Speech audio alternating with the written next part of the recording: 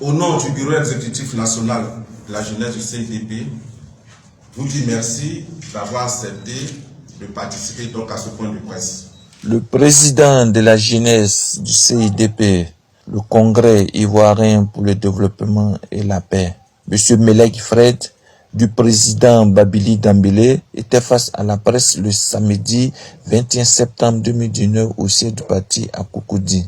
À ses côtés, la présence de la secrétaire générale du parti, Mme Sangari Mada. D'abord, le CIDP est un parti d'obédience socialiste qui a donc le sens du partage, l'amour du prochain, la justice, l'équité, l'égalité.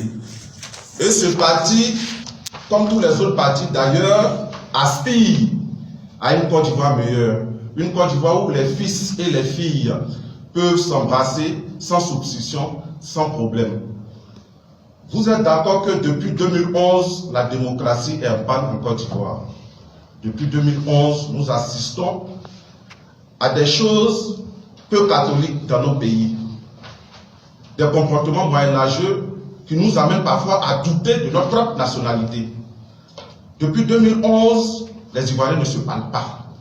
Depuis 2011, les Ivoiriens ont arrêté de s'aimer. Et ce sentiment est né à la suite de la crise post-électorale qu'a connue notre pays. Et cette crise post-électorale a connu la déportation du président Laurent Gbagbo et du ministre Blé Goudé. L'arrestation de plusieurs personnalités issues des rangs du président Laurent Gbagbo, des personnes anonymes, des militaires. Moi-même qui vous parle, j'ai été arrêté, j'ai passé 6 années de ma vie en prison après cette crise post-électorale. Cette crise post-électorale a fait beaucoup de tort. Des exilés, des morts en cascade. Et après près de 10 années du pouvoir du président Alassane Ouattara, le constat il est là. Le mal est profond. La Côte d'Ivoire reste divisée. Les Ivoiriens ne s'aiment plus. Les Ivoiriens ne se parlent plus. Alors, faut-il rester là les bras croisés et assister à cette situation qui demain peut créer une autre situation plus grave? Faut-il rester muet face à cette situation qui n'honore pas notre pays? C'est après plusieurs réflexions que le président Babili Dambélé a jugé bon de travailler afin de repouler, de ressouder ces morceaux. Mais il faut travailler avec un instrument. Alors, lui et ses camarades mettent en place le CIDP, Congrès ivoirien pour le développement et la paix, parti d'obédience socialiste, pour non seulement amener les Ivoiriens à s'aimer, à se parler et à dépasser des frontières qui sont liées, soit parce que je suis de telle ethnie, je suis de telle religion, ou je suis de telle région, mais surtout redonner vie à l'Ivoirien qui désespérément cherche à s'approcher et qui ne sait quoi faire. C'est pour cela que nous avons accepté d'adhérer sans condition aucune au CIDP, qui pour nous est un parti d'avenir. Pour nous au CIDP, la paix est le premier combat que nous allons mener. Il faut faire en sorte que la paix soit totale en Côte d'Ivoire. Notre slogan, c'est la Côte d'Ivoire d'abord. Là où on parle de la Côte d'Ivoire, là où les Ivoiriens doivent se parler, doivent se pardonner, le CIDP est présent. Le CIDP n'est pas contre quelqu'un. Le CIDP n'est pas opposé à quelqu'un. Mais le CIDP est opposé à toute forme de menace, toute forme de manipulation, toute forme d'intimidation, toute forme d'injustice. Parce que le président du CIDP, lui-même ayant connu plusieurs fois la prison, alors celui qui a fait la prison sait bien ce qu'on appelle l'injustice. Alors le président prend le taureau par les cornes et décide désormais de faire de la réconciliation son cheval de bataille. Alors nous, la jeunesse, il nous envoie en mission. Notre mission première est de parler de paix et de réconciliation. Aller partout où besoin sera pour prôner ce message. Ce message qui va permettre à la Côte d'Ivoire de renouer avec ses habitudes. Avant, on pouvait me dire, adieu pour moi, j'ai attaqué sans boire de l'eau. Ces choses-là renforçaient nos amitiés. On pouvait dire que le Baoulé était sous là, ces choses renforçaient nos amitiés. Mais pourquoi est-ce que nous avons perdu sous ces valeurs? Est-ce les phrases qui ont perdu l'essence ou les personnes qui ont changé? Non. Sauf que il y a une catégorie d'hommes politiques, depuis leur entrée dans la vie politique en Côte d'Ivoire, ces personnes ont semé le doute, ont divisé les Ivoiriens en prêchant selon leur chapelle religieuses, au lieu de parler de leur projet de société, en brandissant leur religion, au lieu de venir vers les Ivoiriens et leur dire ce qu'ils peuvent faire. Et cette situation a dégénéré et aujourd'hui, voilà ce que nous vivons. Alors, la jeunesse du CIDP a eu donc mandat de son président pour briser toutes ces barrières. Nous parlons à tout le monde. C'est pour cela que je suis très heureux de voir le journaliste du quotidien Le Jour, qui est un journal proche du pouvoir, afin qu'ensemble, nous puissions donc accompagner le processus de réconciliation qui est en panne en Côte d'Ivoire. Après son exposé liminaire, il s'est prêté aux questions des journalistes. Quelles sont les actions concrètes que vous comptez réaliser au cours de vos mandats? Le président du CIDP, M. Babili Dambélé, a réussi à mettre sur la même table de discussion les démobilisés pro-Ouattara et les ex-détenus pro-Gbagbo. Des gens qui étaient farouchement opposés hier. Aujourd'hui, grâce au CIDP, arrivent à se parler, à manger ensemble et à travailler ensemble. Ça, c'est un premier pas. La deuxième chose, c'est que nous-mêmes qui parlons ici, nous avons pour la plupart fait la prison. Et notre position n'est pas la peur, parce que la prison, elle n'est pas seulement répressive, elle est aussi éducative. Ce n'est pas seulement l'enfermement, c'est aussi un moment de réflexion et de bilan. Et quand vous sortez de la prison, il y a deux choses qui s'offrent à vous. Ou bien vous continuez, vous persistez dans la voie à faire qu'on vous a mis aux arrêts, ou vous changez. Mais quand vous changez, ce n'est pas par peur. C'est tout cela que nous appelons le bilan. Et nous voulons dire qu'il n'y a pas de vengeance. Quand bien nous avons mille et une raisons de nous venger, parce que nous avons fait la prison pour rien. Je le dis ouvertement et j'assume, nous avons fait la prison pour rien. Vous comprenez? Et donc quand vous sortez de prison 6 années après, sans mesure d'accompagnement, et que vous êtes là, la première idée qui vous vient à la tête, comment survivre? Parce que vous avez tout perdu 6 années après. Des familles disloquées, ceux qui étaient dans le privé, ils sont chassés. Et donc quand vous sortez, comment survivre?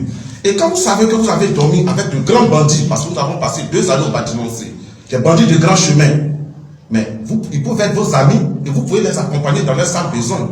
Tout cela demande une certaine force, une certaine responsabilité. Alors au CIDP, nous avons décidé d'accompagner la paix. Nous parlons de paix et une vraie paix. Ce n'est pas une paix avec une calculatrice en main où quand on n'a pas le résultat escompté, on fait autre chose. Nous n'avons pas de calculatrice. Nous n'avons pas un autre plan. Le seul plan, c'est la paix. Et nous sommes engagés totalement dans le processus de paix. Voilà pourquoi tous ceux qui vont se mettre sur notre chemin, qui vont nous empêcher d'atteindre notre objectif, seront nos cibles. Seront nos cibles. Parce qu'on peut faire la politique avec élégance. On peut faire la politique avec style. La politique n'est pas une affaire de biceps et de triceps. Ce n'est pas un concours de musculature. On vient, on réfléchit et on propose. Mais vous voyez en Côte d'Ivoire ici, on peut insulter une autorité et on s'en fout. On peut insulter quelqu'un et ça ne dérange personne. Mais vous pensez qu'on peut vivre dans un pays comme ça? Donc, chers amis, pour revenir à votre préoccupation, nous sommes déjà sur le bon chemin. À partir du moment où les belligérants d'hier se sont mis ensemble pour prôner la paix, il n'y a pas de raison que nous n'atteignons pas notre objectif. Je vous remercie. Quelles sont les actions concrètes que vous comptez mener d'ici? Alors, nous allons d'abord sillonner. La première action, même, c'est ce que vous êtes en train de couvrir pour dévoiler la suite du programme. Nous allons couvrir toute l'étendue du territoire selon ce que le président nous a dit. Aller à Korogo, à Boaké, à Bobo, à Yopougon, à Dabou, partout pour parler de paix et dire combien de fois il est important d'aller à la paix. Donc la première action, c'est ça. C'est une tournée nationale qui sera faite très bientôt. Depuis 20-30 ans, l'Ivoirien lambda entend ce discours et il n'est pas en paix dans les faits. Est-ce que c'est sincère quand vous parlez de paix? Est-ce que la classe politique, est-ce que vous êtes véritablement sincère? Quand est-ce que les Ivoiriens vont être véritablement dans la paix? Paix, non pas au bout des lèvres, mais dans les actions. La mission du président, c'est la réconciliation. Mais je vais vous parler d'un acte très fort. Il revenait au pouvoir de mettre sur la table de discussion les belligérants d'hier. Peut-être par mauvaise foi, par manque de volonté, ça n'a pas été le cas. Le président Babili Dambélé a pris sur lui-même la responsabilité d'appeler des démobilisés. Vous êtes sans ignorer que les démobilisés ont bloqué les activités économiques dans ce pays pendant 48 heures. Donc c'est une menace réelle pour le pays. Cela devait plutôt préoccuper le pouvoir en place. M. Babili d'emblée n'est pas au pouvoir. Il n'est pas au pouvoir. Alors, il prend sur lui la responsabilité d'appeler les jeunes frères et nous, les ex-détenus pro-Gbagbo, et il nous dit c'est la Côte d'Ivoire qui est importante pour nous. Mettons-nous ensemble pour sauver ce pays. Oubliez, pardonnez tout ce qui s'est passé hier et marchez ensemble. C'est un pas très fort. Aucun parti politique ne l'a fait. À moins que vous envoyez des preuves qui me contredisent. Deuxième point, quand le RHDP parle de paix, c'est sans l'opposition. Quand l'opposition parle de paix, c'est sans le RHDP. Le CIDP parle de paix et avec l'opposition et avec le parti au pouvoir et même avec ceux qui ne sont pas politiques. Parce que la Côte d'Ivoire politique est majoritaire, sauf qu'elle est bruyette, elle est silencieuse, donc on ne la voit pas. Vous comprenez? Et aucun parti politique en Côte d'Ivoire ne parle au nom des Ivoiriens. Un parti politique parle au nom de ses militants, à la limite peut s'adresser aux Ivoiriens. Donc aucun parti politique ne parle au nom de tous les Ivoiriens. Et donc quand nous parlons de paix, nous associons nos camarades du RHDP et de l'opposition. La preuve, j'ai salué la présence du journaliste du journal Le Jour.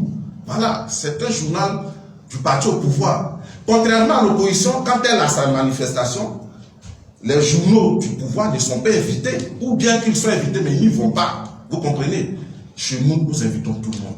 Vous-même, vous êtes un journal proche de l'ex-parle Soro Guillaume. Vous êtes là. Nous saluons votre présence ici. Vous avez une manifestation, mais vous avez tenu à être là. C'est de ça qu'il s'agit. Alors, nous sommes différents des autres.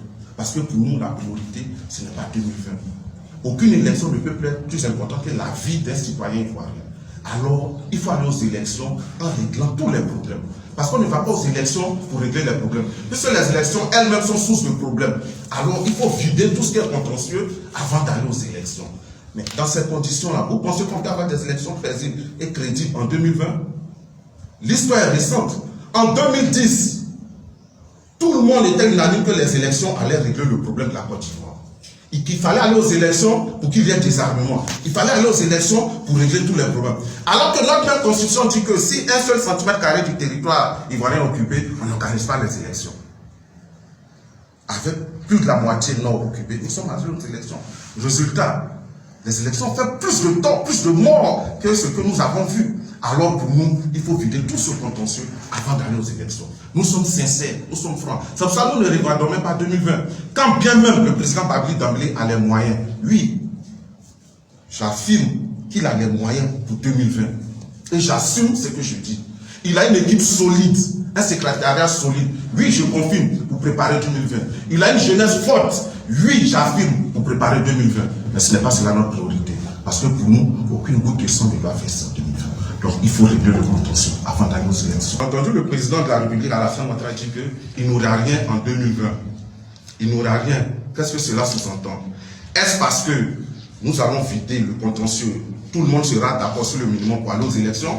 Ou bien parce qu'il a une armée forte, solide pour contenir toute insurrection, toute marche ou mobilisation? Est-ce de ça qu'il s'agit? Si c'est le deuxième cas, alors nous saluons. Mais si c'est le premier cas, parce que l'armée est suffisamment prête, parce que nous avons vu le défilé du 7 août, je suis fier de notre armée. Voilà, nous avons une armée solide. En politique, un tout petit détail peut vous échapper et vous allez vous retrouver à l'irréparable. Vous comprenez? Qui aurait cru qu'un homme comme Omar El-Béchir allait tomber aujourd'hui? Qu'un homme comme Ben Ali allait tomber aujourd'hui? Un homme comme Hosni Moubarak allait tomber aujourd'hui? Donc en politique, un tout petit détail peut vous échapper et voilà l'irréparable. Alors, je ne voudrais pas que le président soit sûr à 100%. C'est avec les Ivoiriens qu'il doit être sûr. C'est le terrain qui doit rassurer. C'est la situation qui doit rassurer. Et non un individu, fut-il le président de la République. Mais il est dans son rôle, puisqu'il est le garant de la stabilité et de la paix dans ce pays. Il est dans son rôle. Mais nous, personne, aucun homme politique ne pourra utiliser encore un jeune pour déstabiliser ce pays. Sur ce point-là, le CIDP et son président ont verrouillé. Parce que beaucoup, lors les démobiliser au cas où ils pourraient les utiliser. Ils ne sont plus dans ça. Ils sont au CIDP, ils sont politiques, ils vont faire la politique. C'est fini. Beaucoup regardent du côté des pro-Gbagbo, on pourra les utiliser. Tout ceci est terminé. Mais l'armée, elle a prêté serment pour protéger tous les citoyens. Donc elle ne va pas seulement protéger le président de la République, elle va aussi protéger les opposants. Et puis l'opposition, c'est la requête du parti au pouvoir. Parce que tous ceux qui sont dans l'opposition aujourd'hui étaient au pouvoir hier. Alors, donc, l'actuel pouvoir se dit que demain, il peut se retrouver dans cette situation. Et quand vous êtes au pouvoir, ne faites pas voter des lois contre l'opposition, parce que c'est votre retraite. Vous allez vous retrouver là demain. Vous comprenez? Les lois que vous allez faire voter doivent, par exemple, vous aider à aller tranquillement dans l'opposition, parce que toutes les conditions sont réunies. Pourquoi en Afrique, les gens ont peur d'aller dans l'opposition? Pourquoi? Tout simplement parce que quand ils sont au pouvoir, ils ne permettent pas à l'opposition de vivre. Donc ils se disent, quand ils seront dans cette position, ils savent ce qu'ils ont fait vivre aux autres. Alors, cette situation-là, il faut que ça cesse. Il faut rassurer le pouvoir.